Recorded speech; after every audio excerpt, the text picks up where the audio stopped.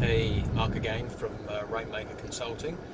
This one's more of a observation than actual marketing advice, and it's something that I've noticed recently. I'm fairly new to social media. That would probably be the understatement of the year. I've only had a Facebook page for about 3 weeks. I resisted like mad. I just saw people addicted to posting on their Facebook pages, and certainly didn't have a YouTube channel. I've had LinkedIn for a while, but it was fairly poor, and I've recently made some changes to that to try and up my game.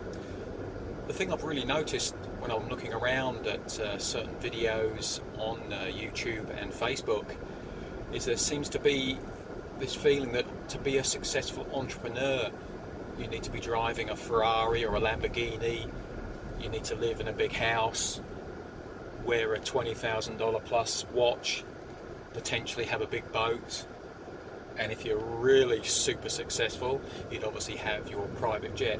But for me, that's just one version of success, and I don't think that possibly is your version of success. But I see all these people following these so-called success gurus and entrepreneurs and sort of modeling themselves on that individual and striving to achieve the same. And as I say, there is more than one version of success. And if I look at my own, my idea of success is that I get to work when I want, where I want, and more importantly with who I want. So I get to choose the clients that I want to work with, and we have things in common and certain goals that we want to achieve in business and that. My other goal and dream, which I've managed to fulfill in the last 5 years, is that I get to spend 3 months a year in Europe, cycling and holidaying around Italy, Germany, Slovenia, and with technology, that makes it quite easy to be able to do that. But that's my idea of success. That's not your idea of success. So I would be extremely wary of putting these people up on a pedestal and saying that, unless I achieve these things, the cars, the house and everything else, I haven't been successful.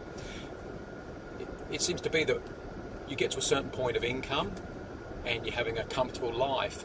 And I think when you're pushing yourself beyond that to work longer and longer, more hours, maybe neglecting the family and that's a lot of ego there. So the ego saying, well, I possibly need the bigger, better car, maybe I need a much bigger house and a slightly better area than that. So it's trying to separate out what you require and obviously what your idea of success is, as opposed to someone else. And with the goal setting and that's something that I used to do a lot of. And one thing that I did realise, and if I go back to when I was a young bloke many decades ago, and you can Google this one, my absolute dream goal was to own a Ford Escort Cosworth. I think this was about 1990. I was 25, I think, at the time. So it was around 1991, I can't remember exactly. And I had to have it. And in a certain colour, it was a blue Ford Escort Cosworth. And I absolutely had to have it. So I did everything, worked whatever it took to be able to buy that car.